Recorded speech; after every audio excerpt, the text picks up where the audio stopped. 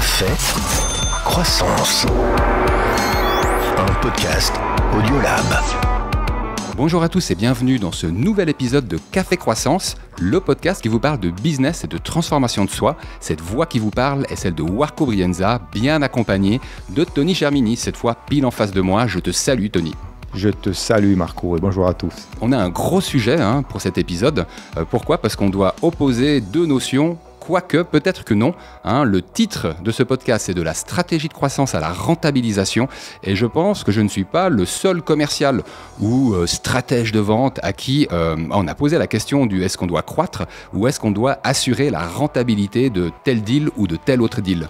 Et parce que en fait, ça touche autant les produits, les biens de consommation, ceux qu'on vend en B2B, l'industrie ou les services, on va en faire l'objet de cette émission. À vrai dire, il y a même une question qu'on a envie de poser, c'est croissance ou rentabilité, pourquoi choisir ? Attention, je ne vais pas spoiler cet épisode parce qu'avant ça, on aura une digital qui devrait t'intéresser, Tony, et on terminera par les inspirations comme à l'accoutumée. Ça te va comme programme ? Comme toujours, moi ça me va, c'est un super programme. Café Croissance. Yes, alors la digital que j'ai sélectionnée, cette fois c'est moi qui m'y suis collé, c'est un truc qui devrait intéresser la société data-driven Calypse SA. Pourquoi ? Parce qu'il y a le nouveau Swiss Digital Ranking qui va être lancé cette année, en 2024. Il va paraître en fait le 12 juin.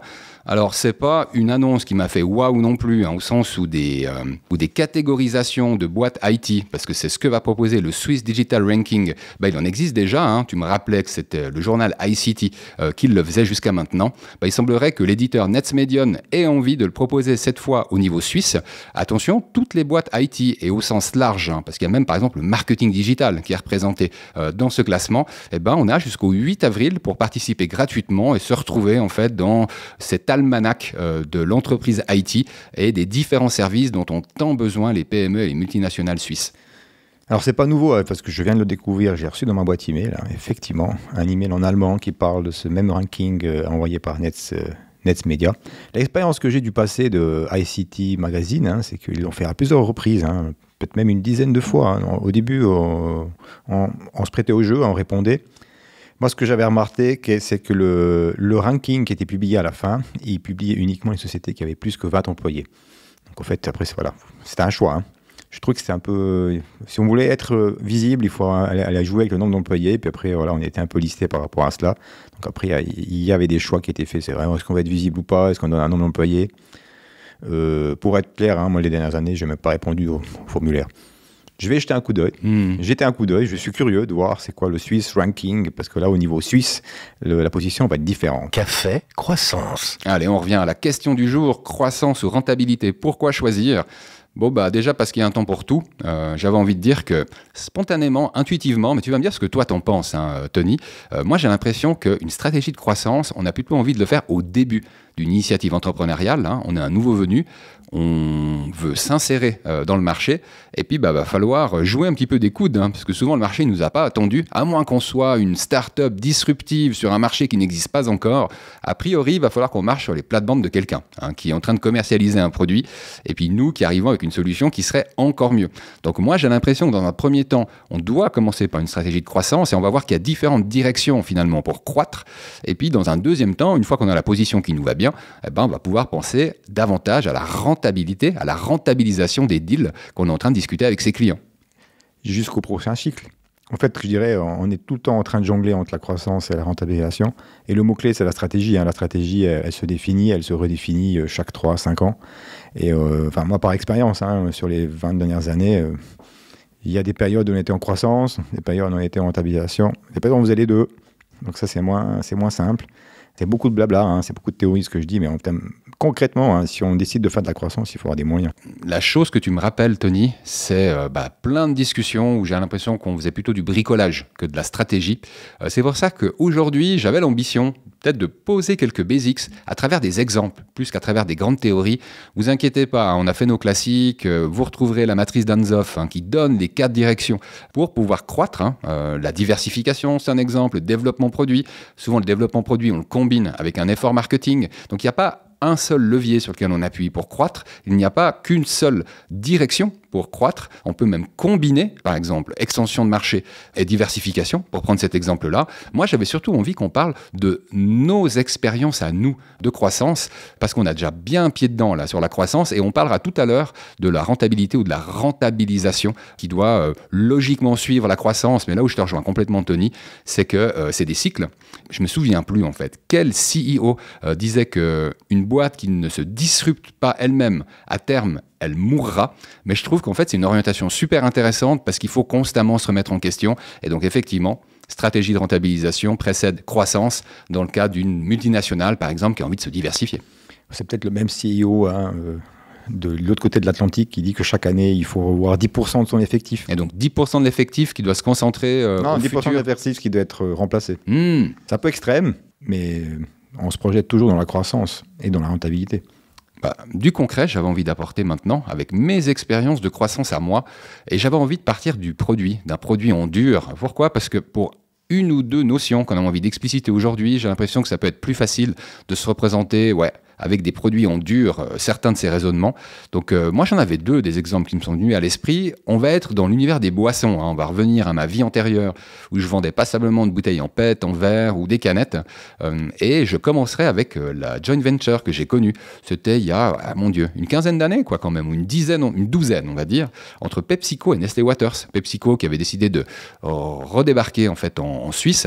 Les contrats, en général, ça dure, les contrats de franchise, 5 ans, 7 ans, 10 ans, quand ça fonctionne bien. Et je précise pour nos amis français ou belges, ou d'ailleurs qui nous écouteraient, la Suisse, c'est un marché de Coca-Cola. Et effectivement, quand on a décidé de venir taquiner Coca-Cola sur un de ces marchés de référence comme la Suisse, il va falloir mettre les moyens.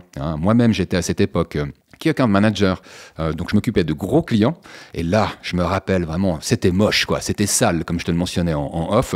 Pourquoi ? Parce que dès le moment où l'information est passée au niveau du marché, donc pas au moment où c'était officiel, là c'est déjà tard, on avait commencé à avoir des premiers appels de clients, de clients restaurateurs, qui mentionnaient qu'ils s'apprêtaient à signer avec Coca-Cola. Donc surprise totale de notre côté, parce qu'effectivement, en changeant la dénomination du produit qu'il y avait dans le contrat du client, il avait par exemple Virgin Cola qui était mentionné, c'était une franchise qui s'arrêtait et qui allait être remplacée par PepsiCo, le contrat n'est plus valable.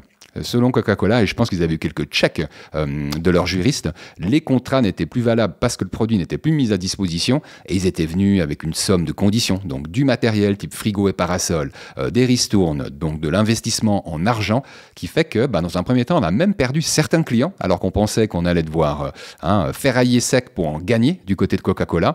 Et puis ça a été la bataille des parasols. Ça, c'est un autre truc que je me rappelle. Quand on vend une boisson fraîche, un des éléments de type matériel publicitaire essentiel, c'est le parasol. Je me souviens qu'on devenait fou à devoir stocker des centaines de frigos qui n'étaient pas encore livrés chez les clients et qui étaient censés remplacer ceux de Coca-Cola. Donc des complexités. Alors soit sur la partie logistique, c'est avec ce fameux matériel, soit sur la partie négociation contractuelle, parce que les clients, ils voulaient pas lâcher en fait Coca-Cola.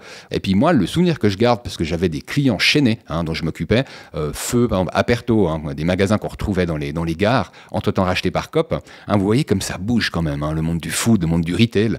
Il s'est passé 10 ans, mais il n'y a plus rien qui ressemble aujourd'hui à ce que j'avais connu il y a une dizaine d'années. Et effectivement, parce qu'on avait des moyens additionnels pour faire des deals sur PepsiCo et 7up, qui étaient également dans l'assortiment PepsiCo, moi, j'ai réussi à garder et à rapprocher encore certains clients en leur balançant des conditions additionnelles. Mais ces conditions, en fait, elles profitaient à plus que l'assortiment PepsiCo, à ce qu'on appelle le cross-selling.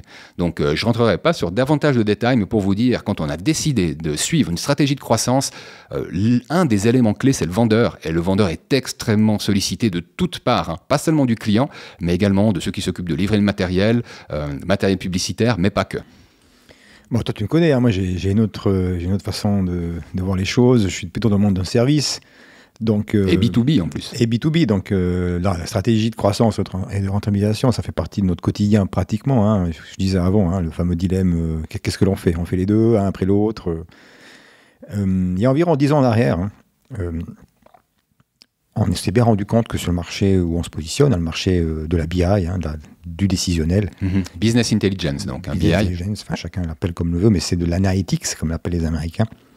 Le marché est en train d'évoluer, le marché a évolué et a même changé actuellement, parce que des gros se sont mis à le proposer de façon, entre guillemets, simplifiée, pour ne pas le nommer Microsoft. Donc en 2015-17, on a senti effectivement qu'il fallait qu'on se diversifie, qu'on essaie d'aller vers une offre diversifiée, donc une stratégie d'innovation. On sortait d'une période de rentabilisation avec une croissance. Donc on parle de 17, 18, 19, 20. Hein. Donc la rentabilisation, je disais avant, elle nous a servi à faire des réserves. Faire des réserves pour pouvoir investir dans l'innovation et investir dans une croissance qui n'est pas forcément rentable. Juste avant le Covid. Donc j'ai décidé à ce moment-là de mettre en place un système d'alignement business. Là, en l'occurrence, la méthode s'appelle Scaling Up, qui est apparentée à une méthode qu'on a déjà citée dans un autre podcast qui est EOS. Donc c'est une méthode à déployer au niveau interne avec ses équipes. Hein. C'est une méthode que beaucoup d'entre vous ont pu lire, écouter en théorie, mais en pratique, c'est exactement la même chose. Hein. On décide un endroit où on va, on décide la durée, on décide l'équipe, et on y va, de façon coordonnée. Donc c'est vraiment une méthode d'alignement. Je pense que la clé, c'est les reviews. C'est-à-dire, il faut qu'on se check régulièrement. Moi, je me souviens, c'était même tous les jours que l'équipe qui était dédiée aux clients, elle se checkait. Et puis, ça permettait vraiment de rester en ligne les uns avec les autres. Hein. Avec du recul, hein, cette méthode-là, j'aurais dû l'appliquer avant, mais bien avant. Parce qu'au fait, et maintenant, je viens vraiment au cœur. Hein. C'est aussi une façon de gagner en rentabilité et d'accélérer sa croissance. Parce qu'en décidant de mettre en place un système d'alignement d'entreprise, hein, donc je l'appelle vraiment alignement, hein, parce que c'est important. Il y a déjà une chose, depuis le haut, il y a une stratégie qui est mise en place. Qu'est-ce qu'on veut atteindre? Donc nous, on l'a fait, hein, ça s'appelle Scaling Up, on l'a fait pendant presque 2 ans et demi. Hein. Puis en fait, on s'est rendu compte autour du processus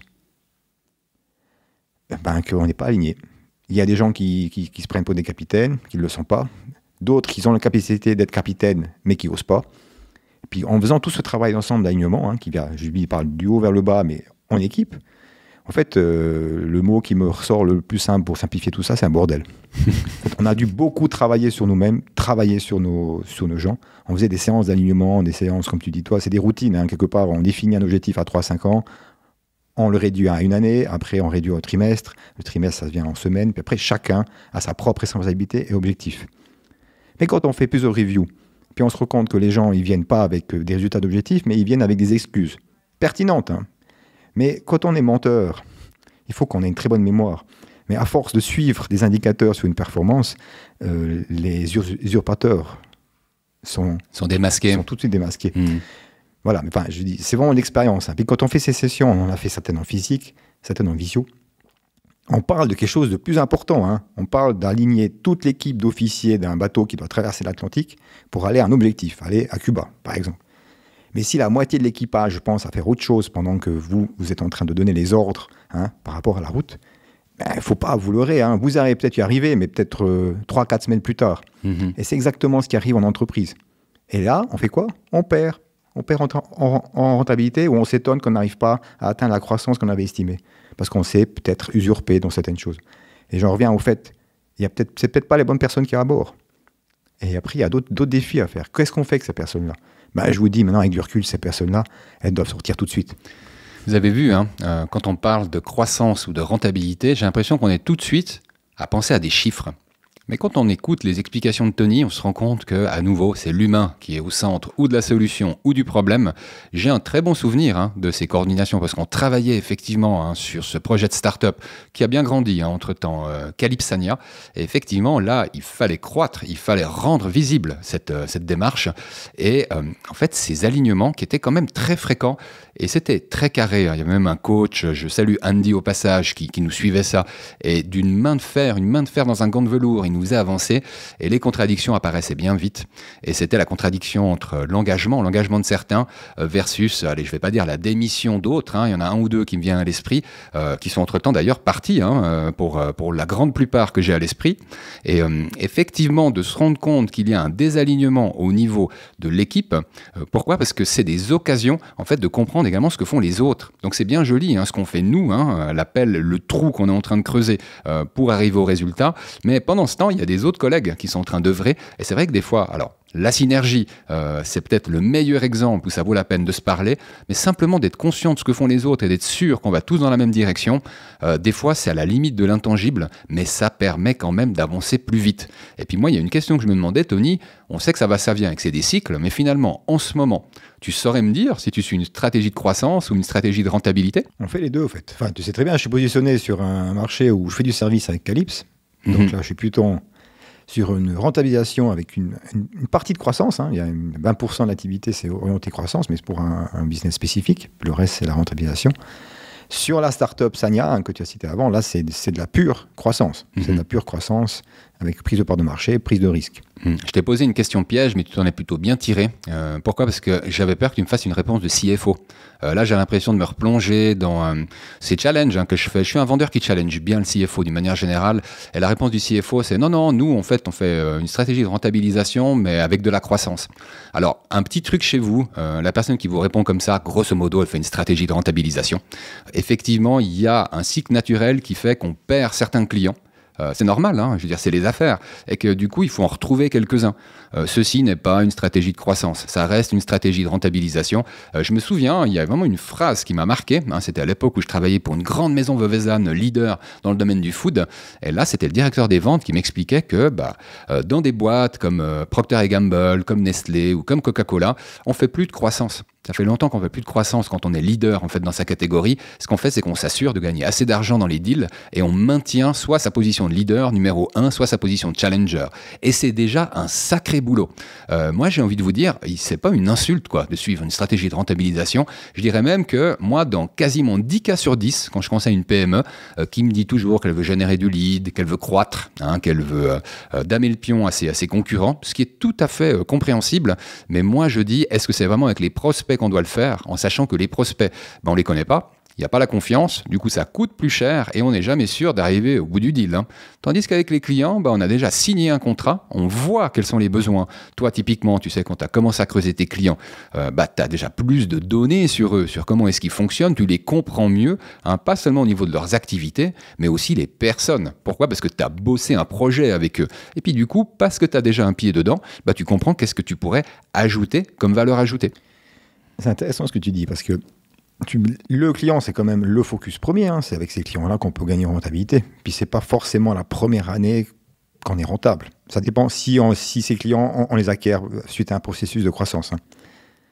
Mais dans ce processus de rentabilisation, via un CFO en contre-gestion, enfin égal, il y a des clients qu'à terme, il faut de façon séparée, parce que ces clients-là ne sont pas rentables. Ils ne sont pas rentables pour plein de raisons, parce que peut-être au niveau culturel, au niveau des deals qui ont été faits dans le passé, c'est pas quelque chose qui rentre en ligne dans la rentabilité. Donc il y a des clients aussi vers lesquels il faut se référer et puis dire écoutez, nous on a décidé de faire autrement. Il faut s'en séparer. Donc il ne faut pas que parler des gens qui ne sont pas des employés, des collaborateurs qu'il faut séparer, il y a peut-être aussi des clients qu'il faut séparer pour être rentable. On va tout de suite attaquer un peu plus en détail la partie rentabilité et rentabilisation. Tu sais, avant ça, ça arrive aussi qu'une start-up souhaite croître. Et puis, parce que j'avais déjà pris l'exemple d'une brasserie artisanale, je vais continuer avec cet exemple-là. Il y a plus de 5 ans, en fait, qui sont passés. Donc, allez, quelques détails pour que vous compreniez, mais pas tous. Effectivement, une brasserie comme la Nébuleuse, en 2017, 2018, c'était des moments où elle souhaitait encore croître, elle souhaitait gagner des parts de marché. Il faut savoir que les parts de marché, quand on est un bien de consommation comme une bière, elles se calculent de 2 manières. D'une part en valeur, en francs suisses. Finalement, sur 100 francs achetés en bière à un instant T, c'est quoi le nombre de francs qui ont été générés par mes marques de bière à moi ? Et puis la même chose en fait en litrage. Vous avez noté, quand vous achetez de la bière artisanale, ça coûte de l'ordre de 3 à 4 fois plus cher. C'est ça, la différence entre une part de marché en volume et une part de marché en valeur. Puis typiquement, le truc dont je suis assez fier et qui a permis de gagner en croissance retail, parce qu'on a les hôtels, restaurants, cafés d'une part et on a le retail de l'autre. Et puis en général, c'est un 60-40. Alors, est-ce qu'on est plutôt 60% retail ou plutôt 60% Horeca ? Ça dépend toujours du positionnement de la brasserie et de ses marques de bière. Mais in fine, placer des bières dans un 4-pack au lieu de les placer en fait à l'unité. Donc non, il y a 4 bières, donc on n'a pas fait x4. Il y a quand même des gens qui continuent à l'acheter à l'unité. Mais au final, ce genre de truc, là, c'était par le packaging qu'on a voulu innover. Ça a permis effectivement d'engranger pour chaque acte d'achat plus de valeur. Elle est pas belle la vie ? J'adore surtout l'expérience par contre. J'ai même appris des choses en t'écoutant aujourd'hui, donc tu vois. Alors, il y aura une révision à la fin pour voir qu'est-ce que tu as appris. J'ai appris que la bière artisanale, c'est la meilleure. Bon, il y en a plein. Et puis, franchement, moi, je peux que recommander les bières de l'assortiment La Nébuleuse. Excellente bière en Suisse romande. Voilà, produit à Renan. Je referme cette parenthèse. Alors, qu'est-ce que tu dirais, Tony, si on abordait plus en détail la rentabilisation maintenant ? On n'est pas des financiers, on n'est pas des CFO. Mais comment est-ce que nous, on la perçoit, la rentabilisation ? J'avais envie de donner deux notions, en fait, que je trouve assez importantes. Elles sont importantes pour le vendeur, pour le directeur, mais également pour la comptabilité, pour donner cet exemple-là. Ces deux notions, en fait, allez, il y en aura peut-être trois. C'est marge nette, marge brute et coût des marchandises vendues, donc Cost of Goods Sold ou COGS. Et avec ces trois notions, en fait, j'ai l'impression qu'on arrive à avancer un bout sur la stratégie de rentabilisation. Pour la faire courte, quand on fait le revenu généré moins le coût des marchandises vendues, je reprends mon exemple de la bière, si vous voulez bien. Le coût des marchandises vendues, ça englobe le prix de la bouteille, le prix de la capsule, le prix de l'étiquette qu'il y a dessus. Il y a le prix de la main-d'œuvre pour coller l'étiquette, pour remplir la bouteille, pour mettre la bouteille dans un carton, pour la mettre sur une palette, pour filmer la fameuse palette. Il y a même, si je ne m'abuse, le coût de distribution. Cost of goods sold, ouais. Il y a aussi le coût de distribution, c'est-à-dire la mise à disposition de la palette jusqu'à ce que le distributeur vienne la chercher, ou le coût de livraison, c'est encore inclus en fait, dans ce qu'il faut déduire du revenu pour arriver à ce qu'on appelle la marge brute. S'il y a une seule chose à retenir de tout cet épisode, c'est que grosso modo, la marge brute, elle vous indique la contribution à la rentabilité de ce produit, de cette marque donnée. Donc, est-ce que cette solution, ce service, ce produit, cette marque, cette ligne de produit, elle a une marge brute positive? Si c'est le cas, vous pouvez avancer. Si ce n'est pas le cas, en aucun cas, vous devez avancer même en stratégie de croissance. Pourquoi? Parce que chaque deal de ce type que vous faites, vous perdez de l'argent. En fait, vous auriez mieux fait de même pas commencer la discussion parce que vous perdez de l'argent à avancer avec un deal comme celui-là. Si vous déduisez encore tous les autres salaires qui ne figurent pas dans le coût des marchandises vendues, donc le coût du marketing, enfin des marketeurs, les campagnes marketing, la publicité, tous les frais commerciaux qui sont attribuables à ce que font les vendeurs, là vous arrivez ensuite à la marge nette. Et effectivement, la marge nette, c'est une bonne indication du niveau de rentabilité de votre entreprise. Parce que là, vous avez déduit également les coûts fixes. Excusez-moi, ça j'ai oublié cette notion importante. Typiquement les loyers de votre entrepôt. Qu'est-ce qu'il y a encore? Les amortissements des installations. Toutes ces choses-là qui sont déduites, avec tous les salaires qui le sont également, et les campagnes marketing, ça vous amène assez proche de votre EBIT. Mais on n'y est pas encore tout à fait. C'est la notion de marge nette dans ce cas-là. Et puis, il y a encore 2-3 bidules à déduire entre marge nette et EBIT pour simplement arriver au résultat de l'entreprise. Pas mal pour un non financier. C'est pas mal, mais tu es presque un contrôle de gestion là. Il y a un autre élément que j'aimerais rajouter. Après, le terme en français, je ne l'ai pas trouvé, ou peut-être que je n'ai pas cherché assez, mais c'est le LER, le Labor Efficiency Ratio. Donc, il se rajoute à ça. Effectivement, il est en lien avec la marge brute. En fait, quelque part, si on fait une marge brute de 4 millions et puis vous avez un coût de charge salariale de 1 million, votre LER, il est de 4. Donc, en fait, pour chaque franc que vous payez votre force productive, vous devez en générer X fois plus. Chaque business a son propre ratio. Nous, clairement, si on n'est pas à 3, on commence à avoir des problèmes. Entre 2,5 et 3, c'est le strict minimum. Moi, c'est un indicateur. J'adore les indicateurs en général, mais alors si on arrive à le calculer par employé, là, tu m'intéresses. C'est par employé, c'est par équipe, c'est par produit ou bien par client. Enfin, le but, c'est de le faire vraiment à chaque étape. Et comment est-ce qu'on peut l'améliorer? Bien sûr, des fois, pour des raisons de business, on doit faire des offres, marché, épiquement, mais l'ensemble de ce ratio, il doit être dans le montant que je vous dis avant. Après, c'est chacun son business. Nous, on est dans le service. Et je reviens à ce que je disais avant. Pour pouvoir avoir un ratio efficace, un LER efficace, c'est en lien avec l'alignement de l'équipe, c'est en lien avec les objectifs qui sont suivis régulièrement et sans aucune tolérance. Très bon point, et je te remercie Tony pour ça. Moi, ce que j'avais envie, c'est peut-être de donner des petits trucs pour boucler cette section. Puis avant de parler des inspirations, on n'est pas obligé d'être un grand mathématicien, un grand financier pour pouvoir avoir une bonne idée des deals qui rapportent et ceux qui rapportent moins. Qu'on soit en phase de croissance ou simplement qu'on doit faire attention à la rentabilisation et aussi à son cash flow. Il y a toutes les boîtes qui doivent faire attention au cash flow, qu'elles soient start-up, multinationales ou PME.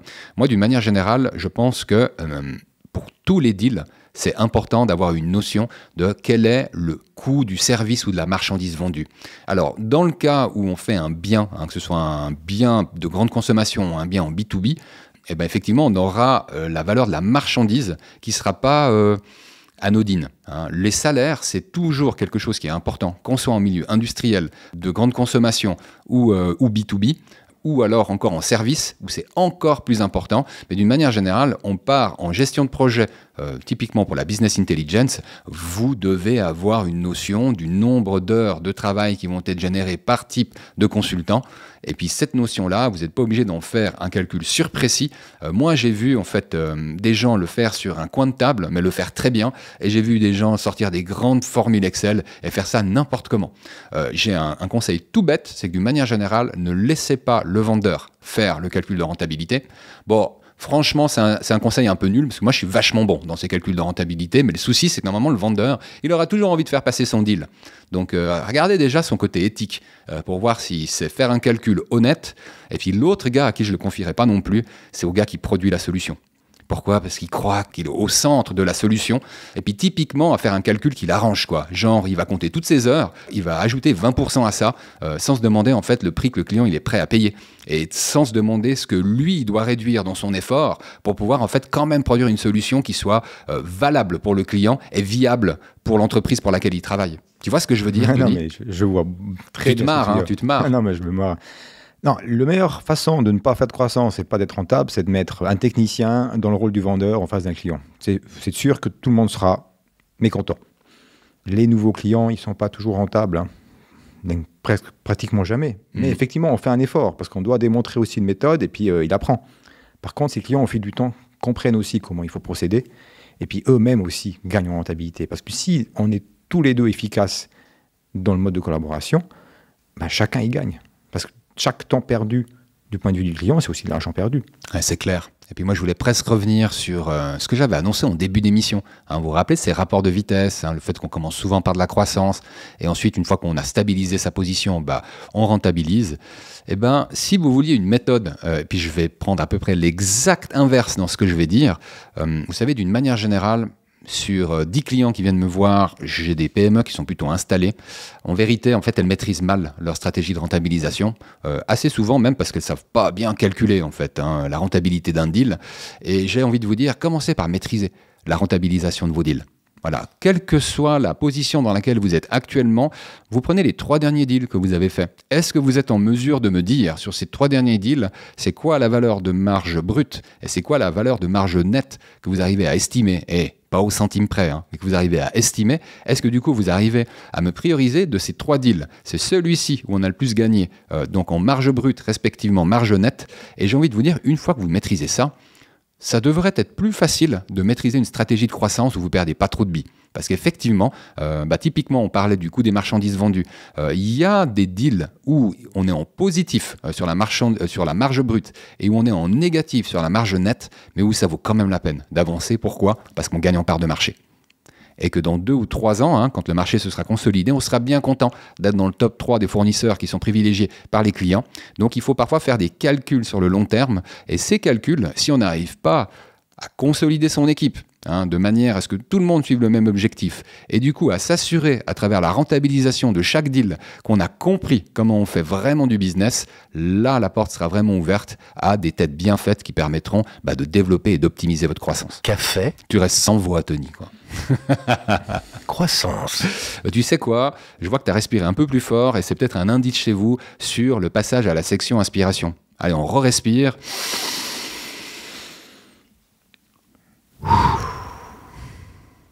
Et là, en l'occurrence, je vais commencer par l'article et je vais te laisser la citation. Ça te va ? Je suis sans voix, Marc. Tu es toujours sans voix. Écoute, retrouve-la quand même pour la citation, parce que je l'aime vraiment bien, cette citation.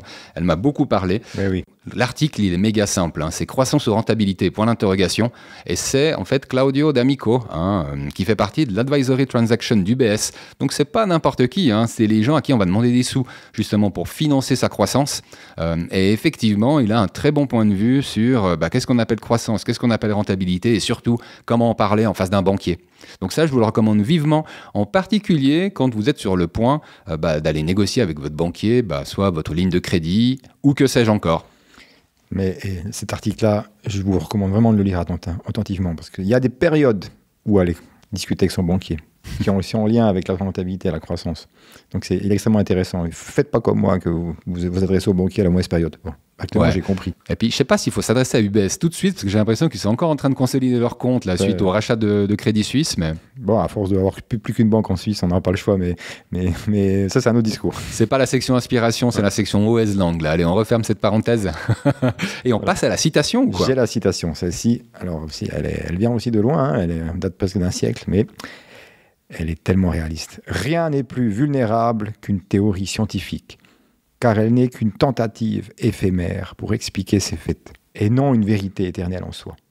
De Carl Gustav Jung.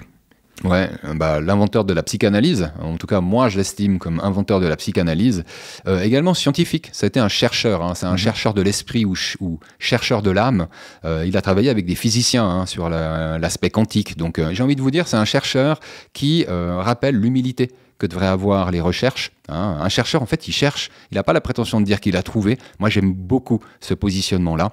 Et il nous rappelle la fragilité d'une théorie scientifique qui n'est finalement que la limite de ce qu'on connaît à un instant T.